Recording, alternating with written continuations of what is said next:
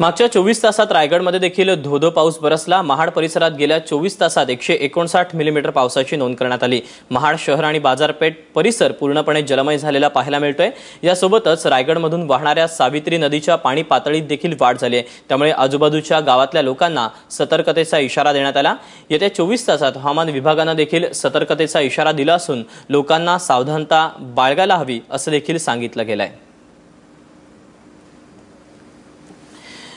तेव्हा रायगड जिल्ह्याच्या अनेक भागात पावसाने हजेरी लावलेली आहे।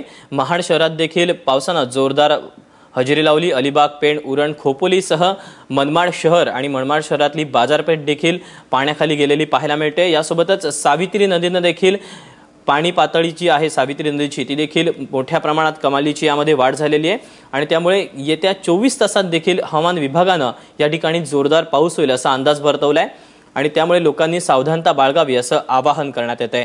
गेल्या 24 तासात 159 मिलीमीटर इतकी महाडमध्ये पावसाची नोंद करण्यात आली आहे।